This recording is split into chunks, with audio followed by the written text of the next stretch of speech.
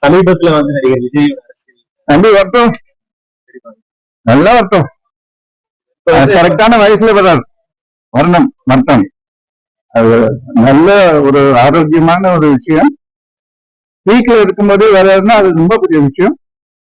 இன்னொன்னு சொல்றேன், ஒரு உடனே நான் என் கடமையை முடித்து வருகின்றார், ஒரு முழு நேரம் இதுல வருவாரு. அண்ணனா என்னோட ஆசை அதையும் நடிக்கணும். ஏன்னா அது தேவைப்படும். சில விஷயங்கள் திரையில சொல்லும் போது இன்னும் வீட்டாகும்.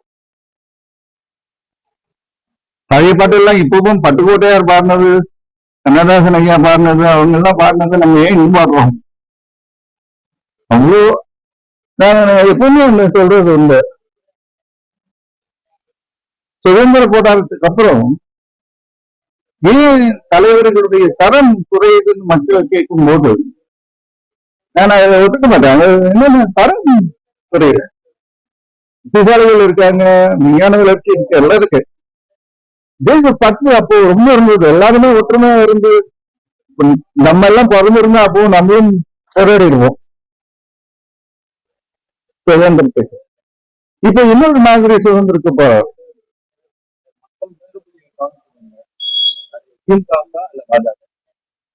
உங்களுக்கு ஜூன் தெரிஞ்சிருங்க பாஜகவின் மூத்த தலைவர்கள் எல்லாம் இந்தியர்கள் தானே, வரட்டும். அத்தனை இந்தியர்களுக்கும் உரிமை இருக்கு. வெளியேனா வெளியேறிய சொல்லியாச்சு. இந்தியர்களை மனம் மாறுங்கன்னு தான் சொல்ல முடியும், குணம் மாறுங்கன்னு தான் சொல்ல முடியும், வராதுன்னு சொல்ல முடியாது. எல்லாருக்கும் உரிமை இருக்கு. நம்ம எல்லாம் இந்தியர்கள். உன் போக்கு சரியில்லைன்னு மக்கள் மாத்திடுவாங்க. இது நல்லா இது வந்து ஆட்சி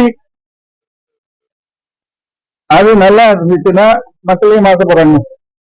நிர்வாகம் நல்லா இருந்தா, மக்கள் நல்லா இருந்தா மக்களையும் மாற்ற போறாங்க. ஒரு எக்ஸாஸ்ட் பீரியட்னு இருக்கு. அந்த பீரியட் எக்ஸாஸ்ட் ஆச்சுன்னா அந்த ஏன் அமெரிக்கா 4 வருஷம் அப்புறம் இன்னொரு 4 வருஷம் அதோட நிறுத்துறாங்க. சரி, tiredness is certain and the incumbency is certain.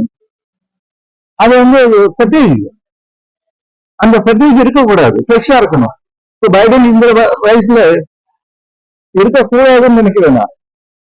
என்னதான் நல்லா நீங்களா இருந்தாலும் வயசு வராது, அவ்வளவு முடியும்.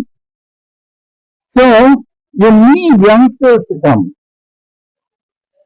ஒரே கட்சி மத்தியிலே எங்கே இல்லை, அது ஸ்டேலாகிதான் போகும். செய்திகளை உடனுக்குடன் தெரிந்து கொள்ள உடனே சப்ஸ்கிரைப் பண்ணுங்க.